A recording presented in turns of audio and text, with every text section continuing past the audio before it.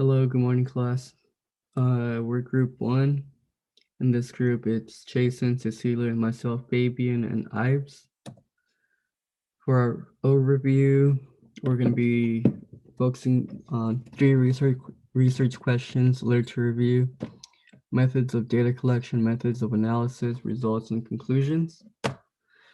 The three research questions that we will be focusing are on how and why do people use public spaces? How has COVID changed our use of public spaces? What kinds of locations are public spaces? And to add, how is this an example of human geography?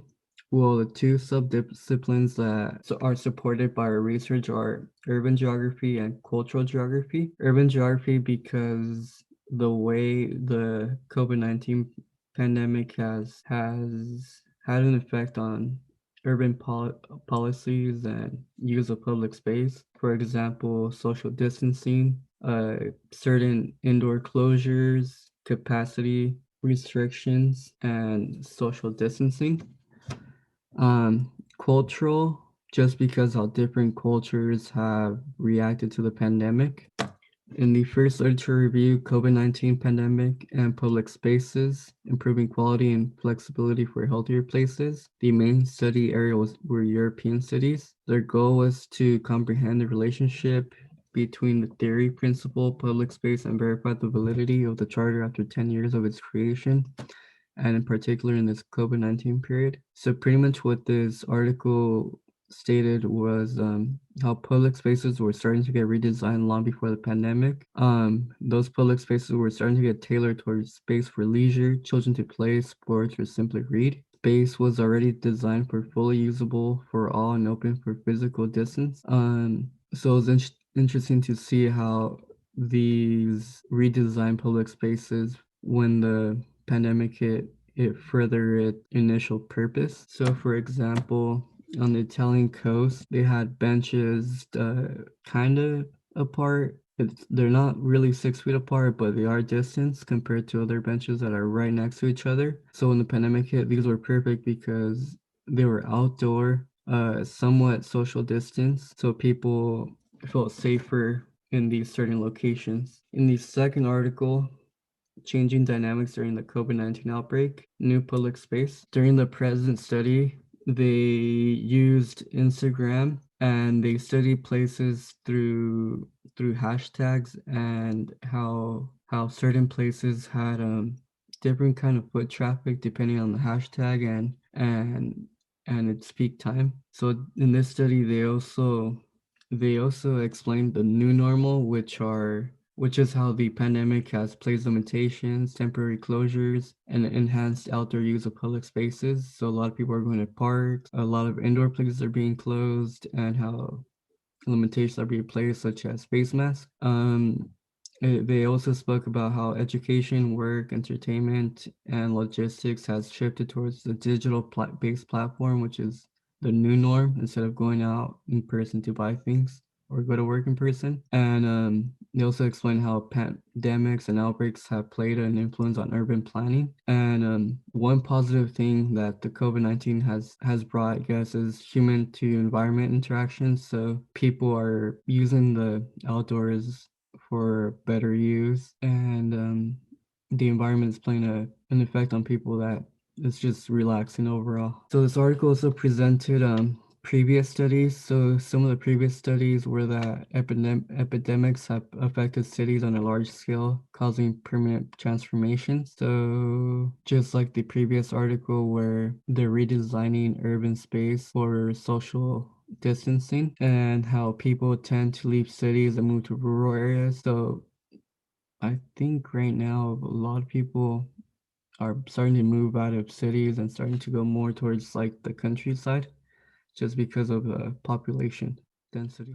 One of our literature reviews, Don't Stand So Close to Me, Public Spaces, Behavioral Geography, and COVID-19 by Autumn T. James. This study focuses on how safe public spaces are seen and also the changes of behavior of people in public spaces prior to COVID-19 and also during COVID-19. Their research was initially a study for the changes in public safe spaces during COVID-19, but it was originally a study for which areas were considered as socializing area spaces and what the behavior of the people in the areas were exhibiting. We talk about seating areas, bus stops, malls, even street corners, as the first picture shows on the top right, where people are gathering in a street corner and occupying a space. People more abundant and intimate with each other as they had no fear and trusted each other and the space altogether. During COVID-19, however, is when the changes for the public spaces and behaviors of the people had started happening. These areas, which was considered safe spaces and trusted spaces by the people, suddenly changed and was viewed as unsafe, and people distanced themselves from the area, creating a barrier in public spaces. As example, would be the picture in the bottom right, where the street corners are not occupied at all. Groups of people who still found ways to meet up in public had their behaviors change also. Instead of being so close to each other and intimate with each other, they were more than likely 6 feet away from each other.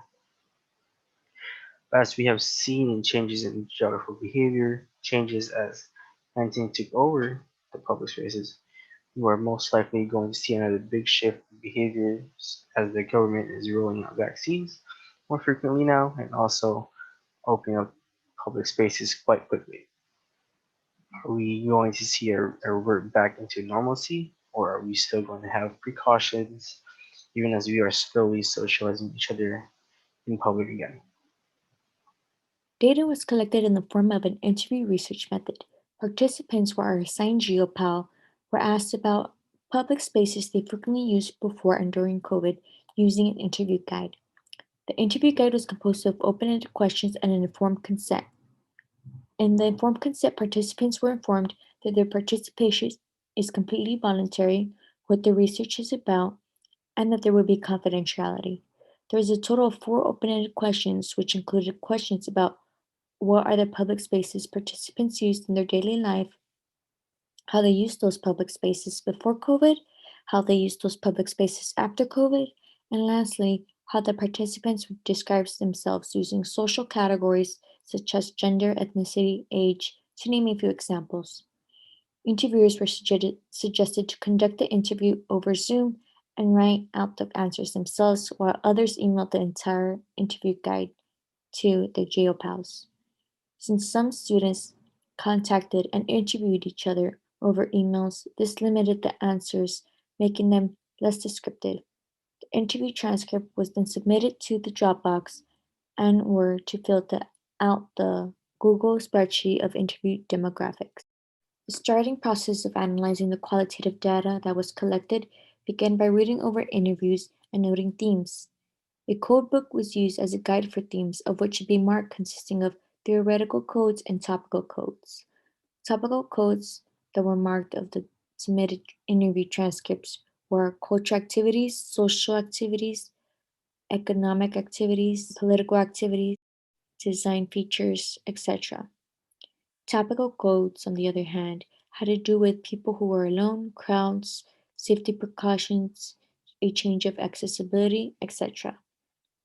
After phrases or words were marked with their designated code, they were marked with a comment for descriptive codes, topic codes, and analytical codes. After the coding process was completed, categories for marked codes were made using 2 Microsoft Excel spreadsheets to determine the relationship between themes. The first Excel spreadsheet was used to understand the quantitative aspect of the data and determine what type of codes were being used the most.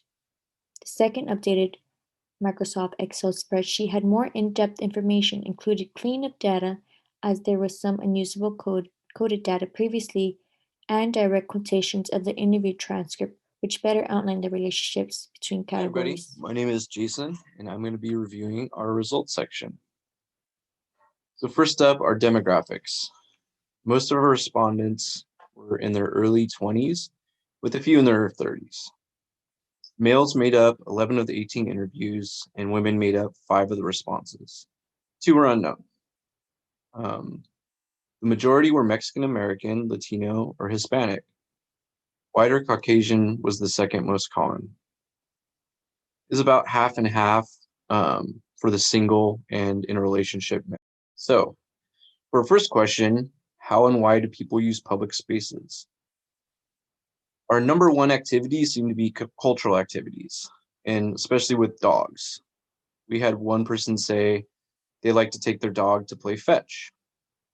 Another person said, I took my dog to the park several days out of the week. Another thing that seems to attract people to parks is design features. We had one person say, I go walking on this trail every day. It's a space to observe nature and to relax. Some days I ran on the trail as well. Another thing that seemed to attract people to parks is social interaction. Hiking trails was a fun way to get out and chit chat with friends, one person said. Our second question, how has COVID changed our use of public space?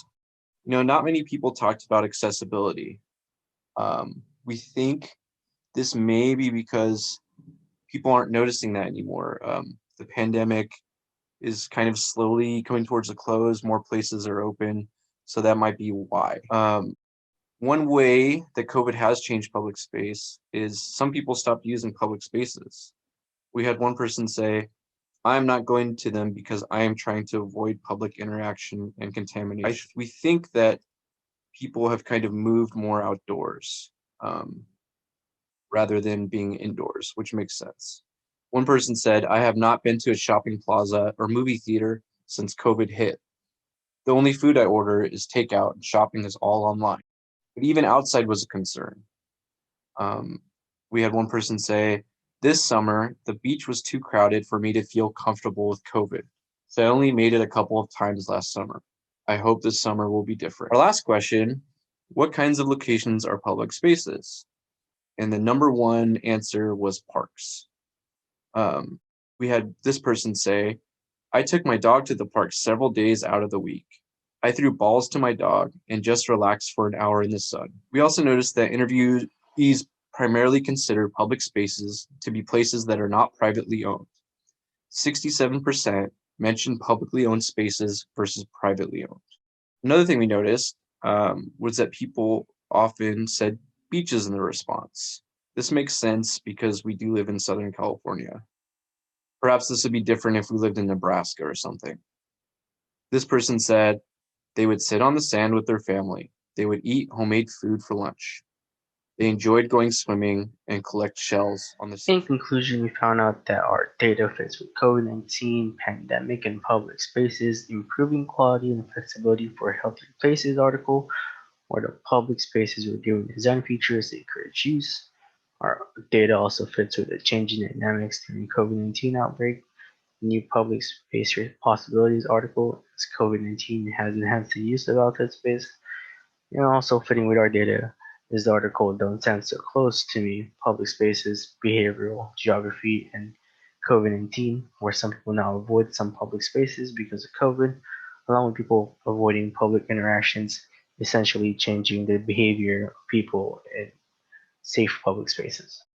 The design feature plays an important role in people's use of public space, such as parks, which are a popular public space due to people being able to bring their dogs and do other socializing activities with either people or by themselves.